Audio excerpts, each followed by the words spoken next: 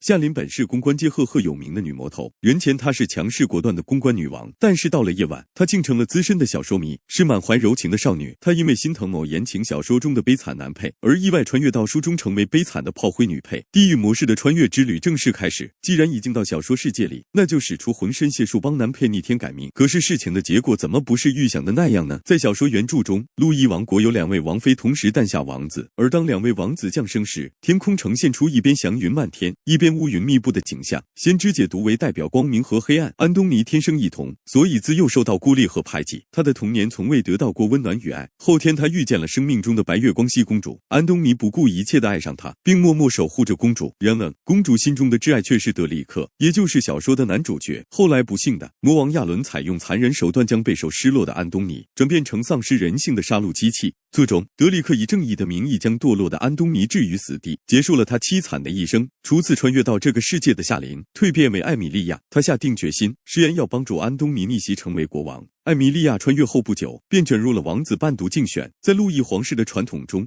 每位王子都需要在贵族世家中选择同龄少女作为伴读，而被选中的贵族将享有无上荣耀。在竞选中，艾米莉亚被安东尼深深吸引，但她脸上却显露出委屈的神情。原因在于，尽管皇后奥德丽口头上宣称让王子们凭心意选择伴读，但实际上皇后早已命令安东尼必须选择艾米莉亚，因为他的家族已经是一个没落的家族，对他不会有任何威胁。意外之际，德里克王子率先站起并指向艾米莉亚说：“我选择你做我的伴读。”因为艾米莉亚始终没有看过他一眼，反而一直注视着安东尼，这让他心生不满。艾米莉亚迅速反应过来后，毫不犹豫地拒绝了德里克的指定，坚定地表示：“我选择安东尼。”这时皇后带着怒气的神情质问：“难道你不愿意成为德里克的伴读？”听到这话，艾米莉亚立马戏精附体，她扑通地跪下来，泪眼汪汪地看着皇后解释：“不是不愿意，而是我不配。”作为公关界的女魔头，她明白在这个时候主动示弱是最明智的选择。艾米莉亚继续拍马屁，她不厌其烦地夸赞德里克王子是路易国最尊贵的王子殿下，同时强调他自己并非4大贵族出身，资质相对愚钝。德里克听到这些让人生厌的言辞，不禁摆摆手，不耐烦地说：“算了算了。”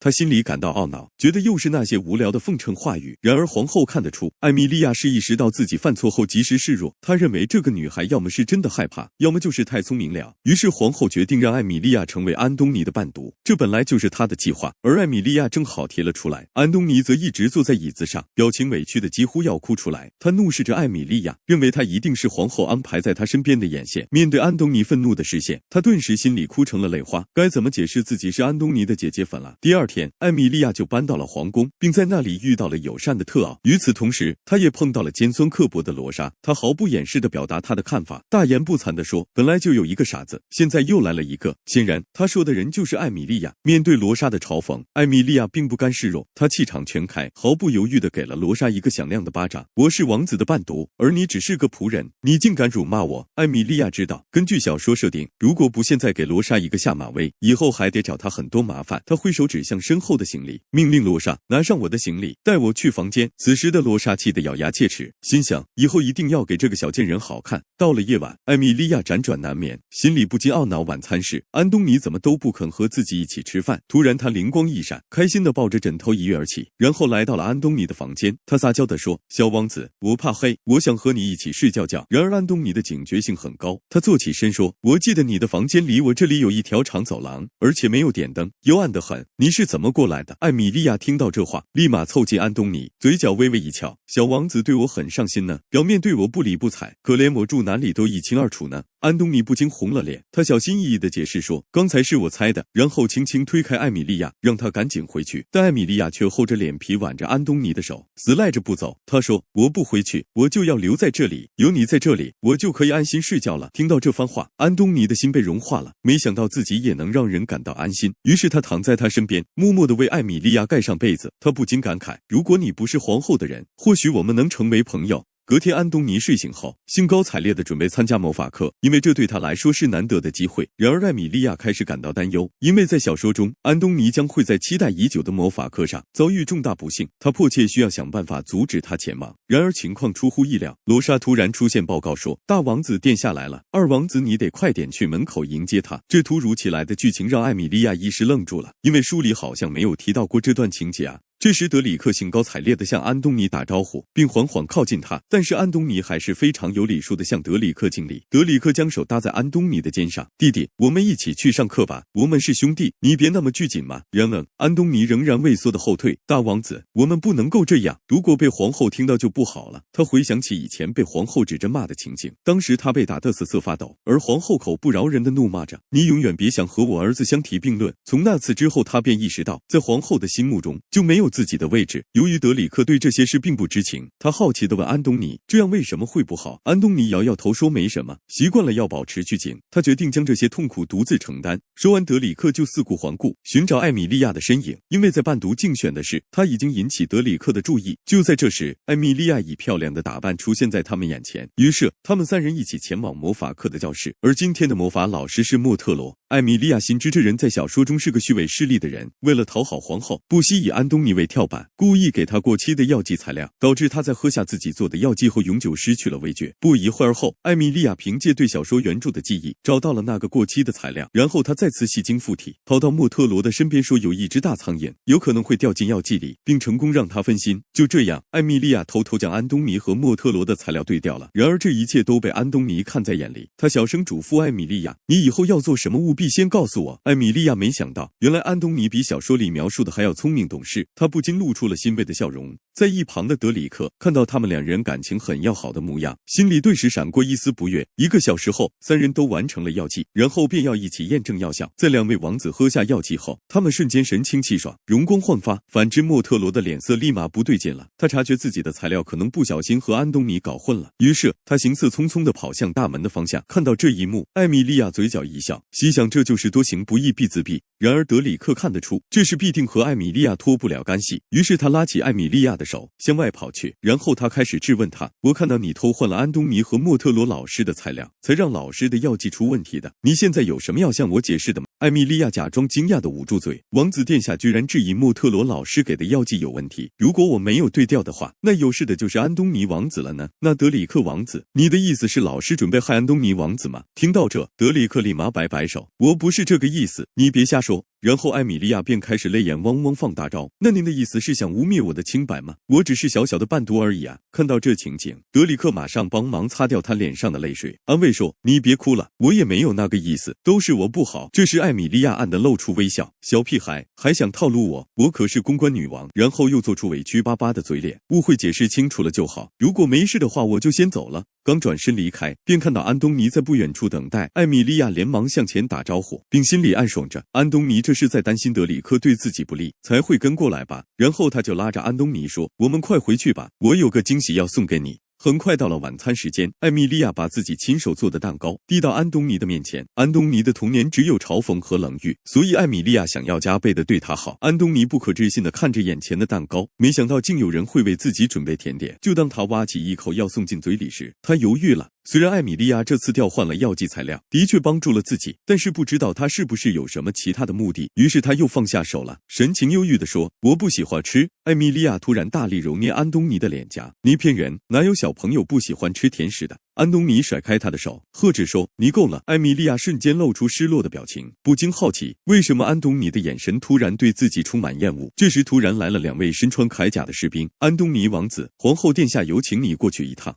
艾米莉亚看着安东尼被带走，猛然想到今天是月初，每到这个时刻安东尼就又要受苦了。艾米莉亚气得握紧拳头，对安东尼的命运感到愤怒不已。其实在小说设定中，安东尼本应是天生拥有光明之力的人，而德里克则是真正的恶魔之子。然而奥德利皇后通过占卜得知自己腹中的胎儿充满黑暗之力，而亚丽丝王妃的孩子却是光明之力的化身。为了保全自己的孩子，皇后使用禁术将德里克体内的黑暗之力强行移到安东尼体内，这导致安东尼的光明之力被浸染，使他天生异瞳，而异瞳在路易王国被视为不祥之兆，导致安东尼的生母被囚禁冷宫，2个王子的命运因此彻底颠覆。此刻安东尼正被困在一个巨大的魔法阵内，皇后不断从他身上抽取光明之力，并存储于水晶球中，直到安东尼负荷不了而口吐鲜血。这时皇后的脸色明显不对劲，她不明白为什么安东尼身上的光明之力越来越纯粹了。为了达到目的并打击安东尼，皇后甚至对安东尼说谎，声称德里克每月都将一些光明之力渡给他，以防止他被体内的黑暗之力吞噬。被蒙在鼓里的安东尼只能一个人默默忍受力量被抽走的痛苦，临走前还要对皇后表示感激。随后后，皇后将充满光明之力的水晶球交给瑞斯，并交代他将光明之力悄悄地转移到德里克的体内，不可以让其他人发现。艾米莉亚等了很久，却还是没见安东尼回来，于是他到处寻找他。他猛然想起安东尼最喜欢躲在幽暗壁橱里，那里是唯一可以让他安心的地方。果然，在皇宫某个壁橱里，艾米莉亚找到了安东尼。然而安东尼对谁都不相信，他顿时提高戒备心，对艾米莉亚说：“你为什么要找我？你是想看我笑话吧？”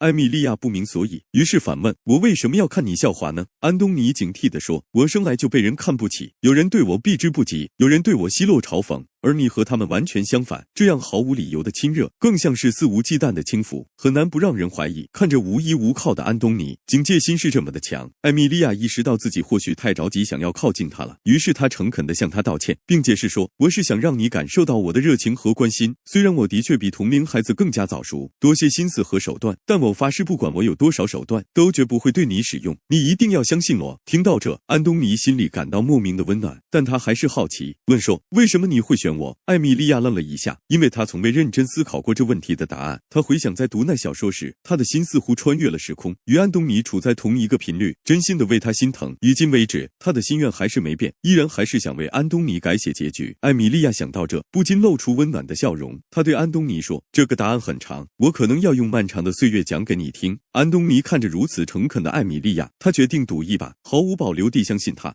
经过这一夜，安东尼的世界正在慢慢接纳艾米莉亚了。隔天早上，当艾米莉亚在庭院采鲜花，打算做新蛋糕给安东尼时，看见不远处有个女孩萎缩在草丛里哭泣。艾米莉亚向前关心地问：“你是发生了什么事情吗？”女孩说自己忽然得了怪病，快要死了，这段时间一直肚子疼，下面还流血了。艾米莉亚顿时感觉无言，这真是傻孩子。然后她安慰起那女孩：“别担心，你不是得了怪病，是女孩子的初潮，恭喜你长大了。”说到这，艾米莉亚顿时想起自己这角色是在初潮时死掉的，因为根据小说设定，她身体里流淌着珍稀的琉璃血。